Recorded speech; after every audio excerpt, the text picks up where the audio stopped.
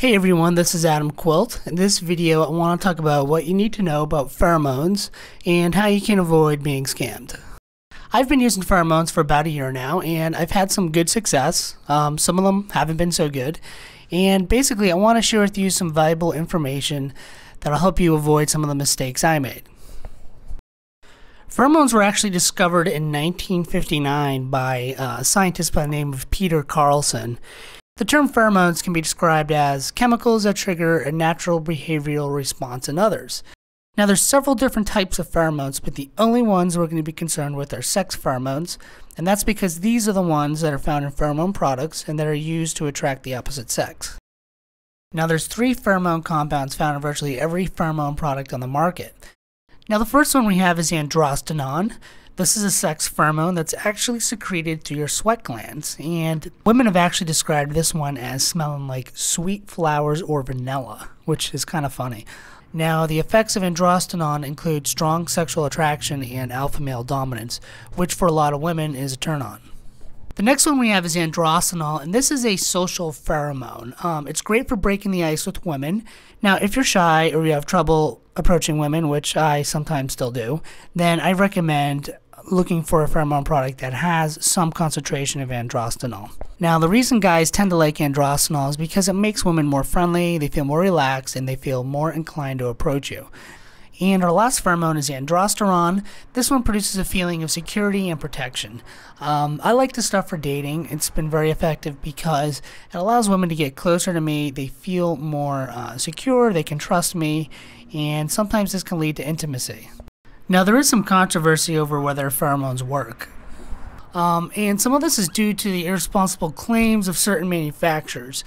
And the truth of the matter is, there's a lot of scams going on. And I've actually bought in a couple different products in the past that didn't work at all. So I've actually fallen for some of these.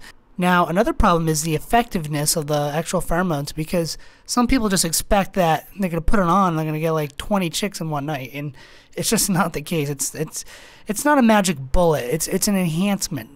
Yes, they make it easier to attract women, but there still is some natural chemistry that's involved. Okay, so let's talk about the best practices for success. Less is more. 2 to 4 dabs is usually plenty. I don't recommend using any more because 2 things are going to happen. Either you're going to reek like a skunk, which I've done before, if you're using a scented pheromone. And the other thing is, using more won't increase your attraction towards women, so you may actually end up just wasting product. So yeah, I would say 2 to 4 dabs, and you can expect the effects to last for about 4 to 6 hours. While it's definitely possible to get laid using pheromones and to get a home run in the first night, I would actually recommend to break the ice first. Let women approach you.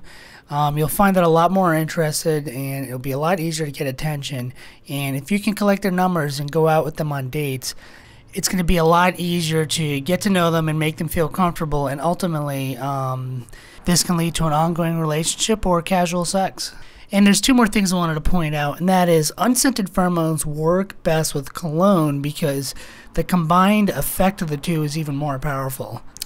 And the last thing I want to point out is that excessive perspiration or being in a smoky room will decrease the effectiveness of the pheromones. So if you're going to be in those situations, I would just pack some along, put it in your back pocket, and you can just put some more on in the bathroom or wherever you may be, and just keep going all night. And finally, I want to talk about how to avoid pheromone scams. Always make sure to check and see if the company you're ordering from has an address and phone number. Otherwise, your product may not arrive and you have no plan for recourse. If you're doing research and you're looking for a pheromone product to purchase, then I recommend reading independent reviews for non-biased information. This includes customer reviews and anything you may find on pheromone forums from actual users. And finally, a money-back guarantee is a must if you've never used the pheromone before. This will cover you in case it doesn't perform as well as you expected. I also recommend to try 2 or more pheromone products at once. That way you can return the ones that didn't work so well, and you can just keep the one that works the best. Well, I hope this video has been useful for you. If you have any questions or would like to share your pheromone experience, please email me at sweetpicker@gmail.com. Thanks for watching.